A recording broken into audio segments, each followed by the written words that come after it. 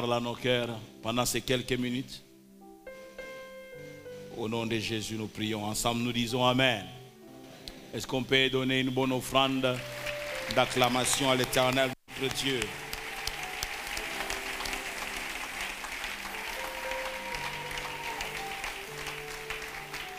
Je vais essayer de prendre ce que je peux prendre dans mes notes ce matin, mais voici le thème de notre intervention. Pourquoi pas à Nazareth? Nous allons essayer de répondre à cette question-là. Notre message, c'est répondre à cette question-là. Pourquoi pas à Nazareth? Nous lisons les deux textes bibliques suivants. Matthieu 13, plutôt 53 à 58. Et Marc 6, de 1 à 6. Depuis plusieurs mercredis, je suis en train d'enseigner sur ces merveilleux thèmes, l'Église et la guérison divine. La guérison divine. Elle est divine parce qu'elle ne peut venir que d'en haut. La guérison, même lorsque vous l'avez obtenue parce que vous avez pris un médicament, ce n'est ni les médecins ni les médicaments qui t'ont guéri, mais c'est Jésus qui t'a guéri. Alléluia. Parce que tu peux avoir les médicaments et entrer quand même dans une caisse qu'on appelle le cercueil. Tu peux avoir l'argent et aller fréquenter des meilleurs hôpitaux du monde, mais entrer quand même dans cette petite caisse-là qu'on appelle le cercueil. Si tu restes vivant et tu guéris d'une maladie, ce n'est pas ton argent. Ce n'est pas les médecins, ce n'est pas les médicaments, mais c'est Jésus-Christ qui t'a guéri. Alléluia. Même les païens qui guérissent, c'est Dieu qui les guérit.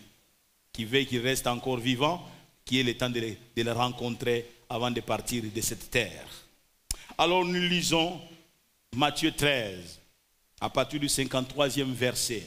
Lorsque Jésus eut achevé ses paraboles, il partit de là.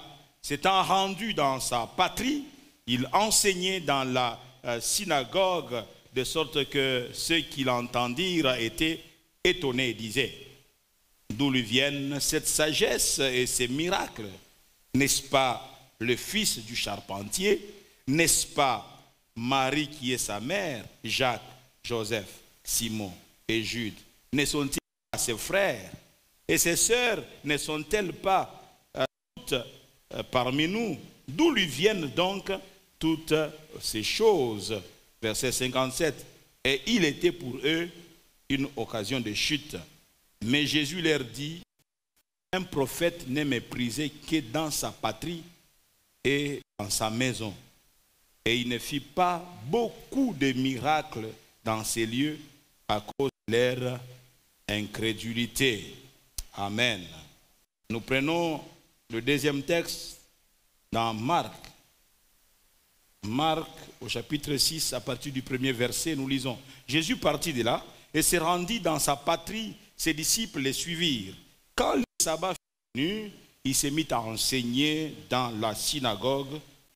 Beaucoup de gens qui l'entendirent étaient étonnés et disaient: d'où lui viennent ces choses?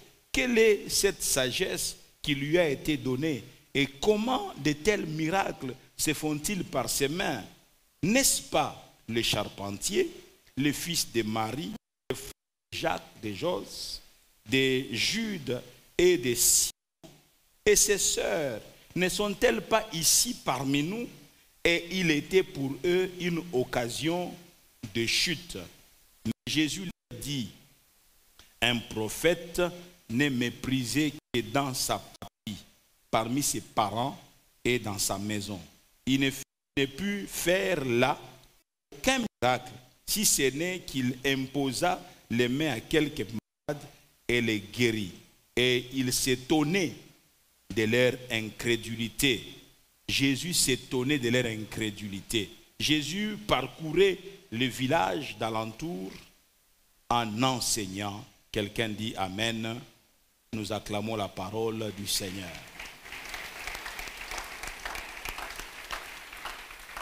Nous voulons, je ne sais pas, peut-être dans 15 minutes, si je ne finis pas, je ne finis pas. Nous voulons essayer de répondre à cette question. Pourquoi pas? ça se passe ailleurs.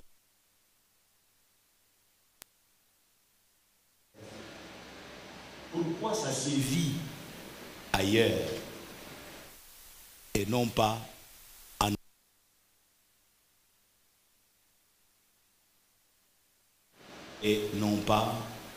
à Nazareth?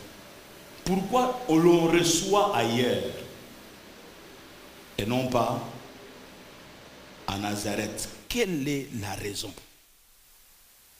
Pourquoi c'est si facile ailleurs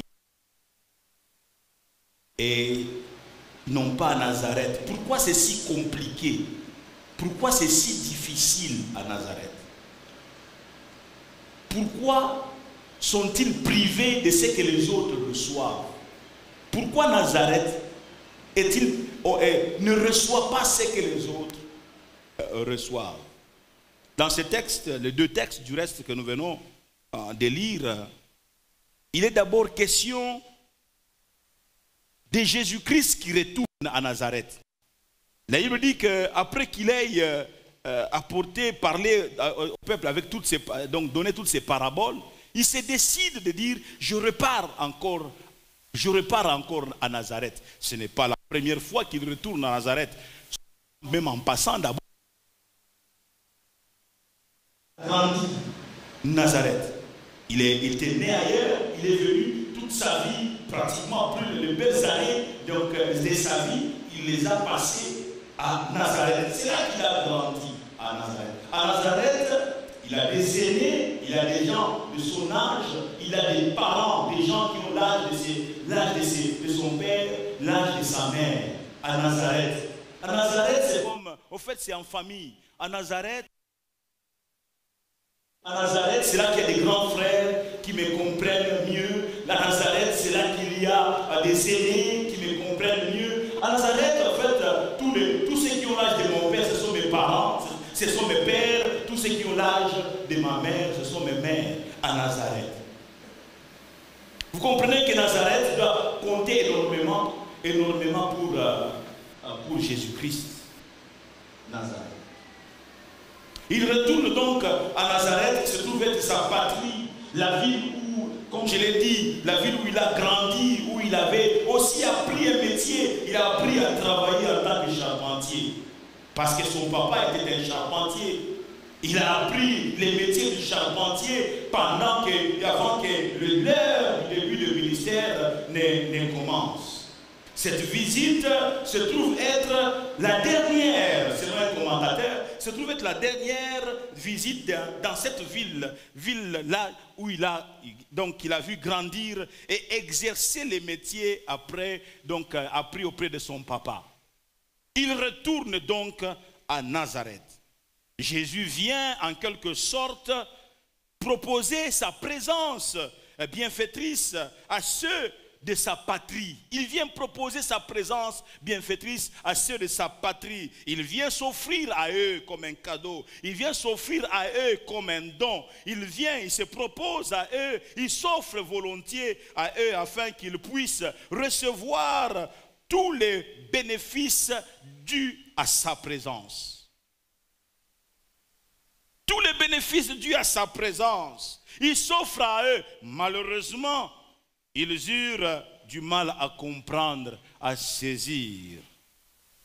Les passages que nous avons lus dans Matthieu au chapitre 13 nous dit que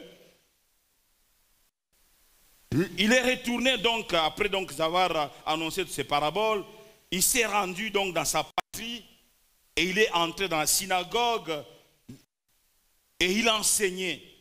De sorte que ceux qui l'entendirent étaient étonnés et disaient d'où lui viennent cette sagesse et ces miracles. N'est-ce pas le fils du charpentier? Cette interrogation qui monte dans leur cœur, d'où lui viennent ces choses, d'où lui viennent ces sagesses, d'où lui viennent ces miracles. Ce n'est pas quelque chose d'un étonnement qui le pousse à le vénérer, qui les pousse à croire en lui. Non, ils sont comme choqués. Mais d'autres qui sont ces aînés disent, mais ces garçons, nous l'avons vu naître, nous l'avons vu grandir. Et certaines femmes de l'âge de sa maman, quand maman voulait aller au marché, je ne sais pas, je m'imagine, et qu'il n'y avait pas quelqu'un d'autre, ne oubliez pas que c'est son fils, c'est le fils aîné qu'il a porté dans son sein, il n'a pas encore peut-être d'autres enfants. Qui va rester avec cet enfant? La voisine dit non, je vais garder ton bébé. La voisine qui a gardé le bébé, il arrive que maman a traîné et le bébé Jésus a fait tout dans sa couche. Il faut donc enlever la couche, il faut nettoyer le bébé Jésus. Donc ces mamans-là disent, mais ce petit, si moi je l'ai nettoyé, il faisait tout dans ses habits. Moi j'ai pris soin de lui. Alors donc les gens se disent, mais est-ce que de ces bébés-là, de ces garçons-là, et qui a appris le métier, qui était là, et que des fois je l'ai trouvé en train de regarder son père travailler avec la main à la joue. Et on dit, lui il est devenu quelqu'un pour donner la guérison, quelqu'un pour accorder les pardons, quelqu'un pour restaurer des vies. Mais allez-y, allez raconter ça aux oiseaux. Mais ces garçons, nous les connaissons. Et ils sont choqués. Donc l'étonnement, ce n'est pas que étonné du fait que, disent, mais tiens, nous devons croire en lui. Non, non. Étonnés, ils sont choqués, ils sont scandalisés. Scandalisés totalement. Ils avaient un voile devant eux au lieu d'avoir un filtre. Le voile les empêche de voir. Le filtre te permet de filtrer et de trouver l'essentiel. C'est important. Mais ils n'ont pas eu de filtre, ils ont eu le voile. Tout ce qu'eux ils voyaient, c'est le petit Jésus qui a grandi. C'est le fils de Marie. Son papa même est mort. Regardez comment est-ce qu'ils ont souffert lorsque papa est mort, il ne savait pas se débrouiller. C'est ainsi que lui a appris le métier. Ils n'ont pas de filtre, ils ont le voile. Pour eux, il n'était que le fils du charpentier. Ils ne pouvaient nier la sagesse de ses paroles, ils ne pouvaient nier la puissance de ses miracles, mais ils n'étaient pas disposés à le reconnaître comme fils de Dieu. Ils n'étaient pas disposés à le reconnaître comme fils de Dieu. Ils ne voyaient en lui que le charpentier. C'est seulement le charpentier qui était devant eux, le fils de Marie, dont les frères et sœurs étaient encore au milieu d'eux. Et ils disent, ces sœurs sont au milieu de nous. Nous connaissons cette famille. Écoutez mes amis, allez raconter ça à d'autres personnes. Dès ce jour, on commence quand même à blaguer. Ce garçon est né au milieu de nous. Et Jésus fait cette remarque, qu'un prophète reçoit généralement un accueil plus chaleureux quand il est loin de sa patrie. Quand il est loin de sa patrie. Alfred Cohen, dans Marc 6, verset 3, dit, n'est-ce pas les charpentiers, les fils de Marie, les frères de Jacques, de Jude, de Simon, ces sœurs ne vivent-elles pas ici parmi nous?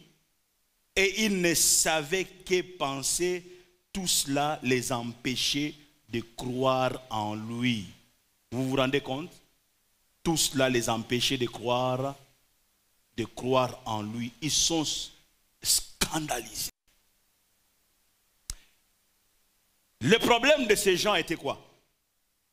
Le problème de ces gens était trop de familiarité.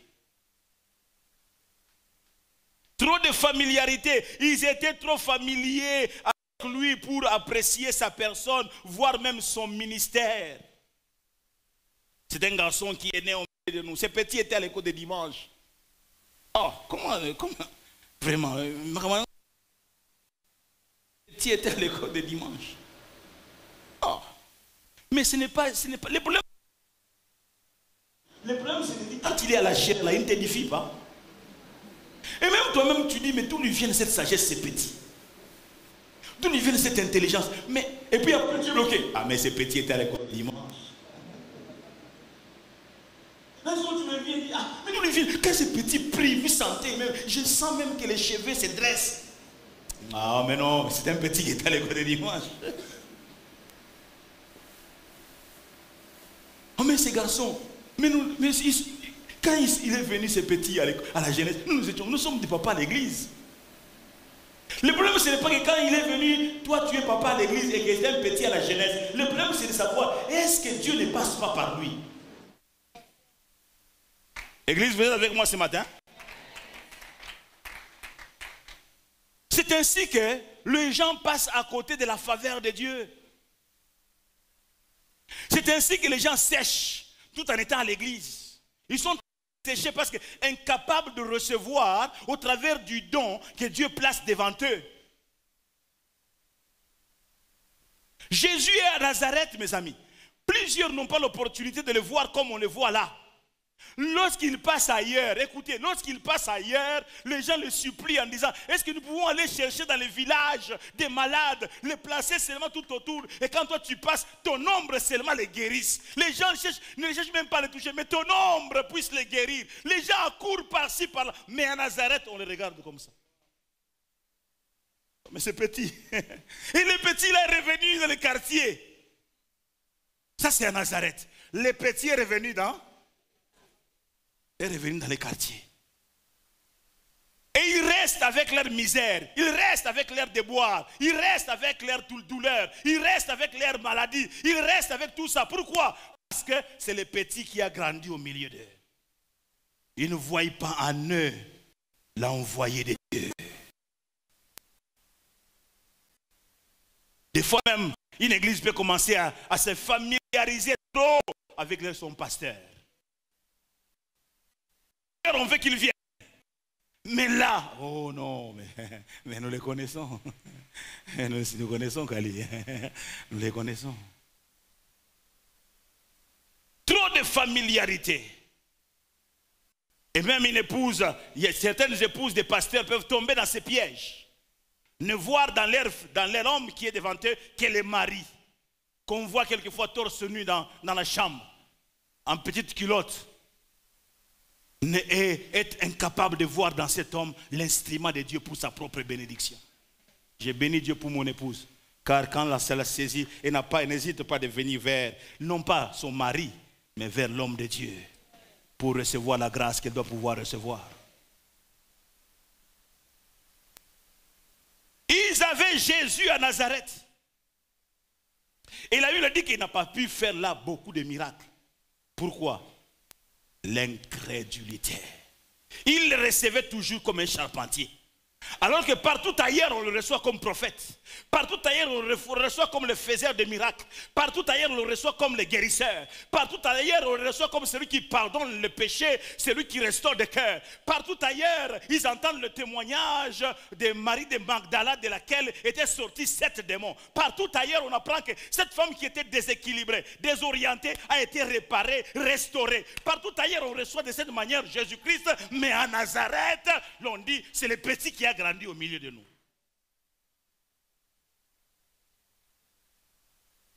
Frères et sœurs, vous pouvez être bloqué toute la vie.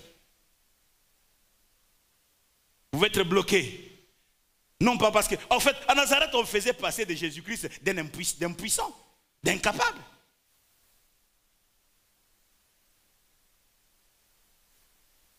L'incrédulité. Ils n'ont pas su apprécier sa personne. Et encore moins voir son ministère, vivre son ministère. La familiarité peut vous empêcher de recevoir l'extraordinaire par ce qui est tout à fait ordinaire à vos yeux. Car Dieu utilise ce qui est ordinaire pour ressortir l'extraordinaire.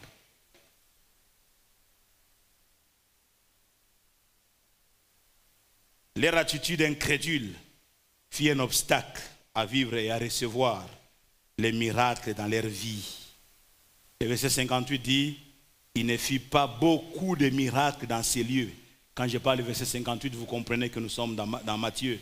Il ne fit pas beaucoup de miracles dans ces lieux à cause de leur incrédulité. Bien-aimés dans le Seigneur. Et pourtant, Jésus-Christ est le même aujourd'hui et éternellement. Mais quand il arrive à Nazareth, on le change, on le fait changer. C'est comme s'il a changé.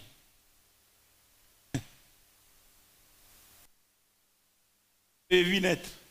C'est ce Jésus que vous avez vu grandir. Tu as pu peut-être changer de couche à Jésus. Mais attention, il a été oint. Il est venu à Nazareth.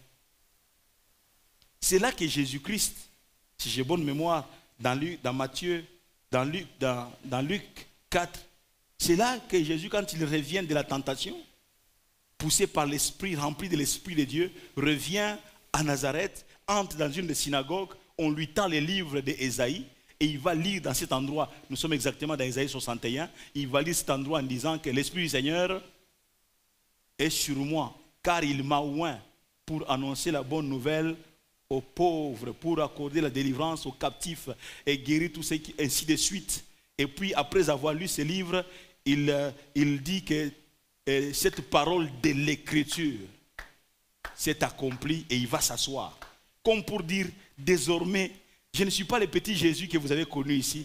Cette affaire a commencé. C'est que le Père avait promis. Donc désormais, quand je marcherai à Nazareth, les malades guériront, les pauvres seront, donc les aveugles verront et les pécheurs seront transformés. Désormais, quand vous me voyez venir à Nazareth, ne me voyez pas comme le petit d'autrefois. Cette parole de l'Écriture, c'est... Mais malgré cela, il n'a pas lu ça ailleurs. C'est à Nazareth, mes amis. C'est à Nazareth. C'est à la parole éternelle. Frères, sœurs, tu passes à côté à cause de tes préjugés. Ah, bah petit wana, bah petit wana, bah petit wana, bah Gamaliel, bah Vicky, bah petit. Si tu ne vois qu'en lui qui est petit, tu ignorant que l'esprit qui est en lui n'a pas d'âge. Est-ce que je parle à quelqu'un? Du haut de tes 70 ans, n'hésite pas à venir présenter ta calvitie à un jeune homme que Dieu a oint, en t'agenouillant, en disant, petit serviteur de l'Éternel, impose-moi les mains. Et t'attendre la bénédiction de Dieu. Parce que ce n'est pas lui qui communique la faveur. Oh, je disais que ce n'est pas lui qui communique la faveur. Il est l'instrument de Dieu par lequel Dieu passe pour transmettre sa bénédiction, sa faveur. Reçois la faveur de Dieu.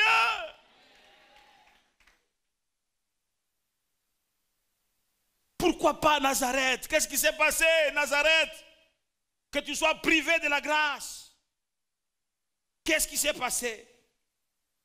Une telle incrédulité. Oh. Bon, je dois m'arrêter.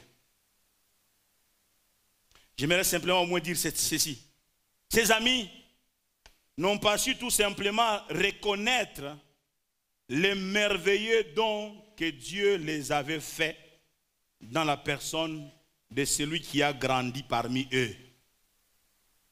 Ils n'ont pas su reconnaître le don. Ils ont vu seulement l'enfant qui était né, qui grandissait au milieu d'eux. Mais ils n'ont pas vu au travers de cet enfant le don de Dieu.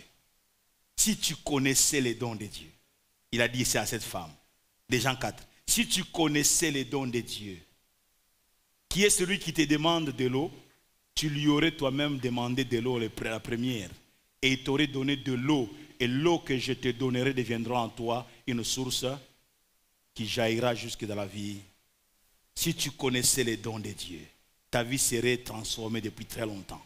Si tu connaissais les dons de Dieu, cette maladie serait partie depuis très longtemps. Si tu connaissais les dons de Dieu, ta vie ne serait pas ce qu'elle est aujourd'hui. Si tu connaissais les dons de Dieu. Le problème, c'est que tu n'as pas reconnu les dons de Dieu dans la personne de Jésus-Christ. Tu ne vois que celui qui a grandi à Nazareth. Oh, plaise à Dieu que vous, de la parole éternelle, vous compreniez et saisissez, soyez capables de recevoir la révélation que Dieu donne, même au travers d'un enfant, même au travers de quelqu'un de rien, même au travers de quelqu'un qui n'a pas assez de moyens comme toi, mais que Dieu prend comme instrument pour l'utiliser pour la bénédiction de son peuple. Que Dieu bénisse sa parole et que Dieu te bénisse.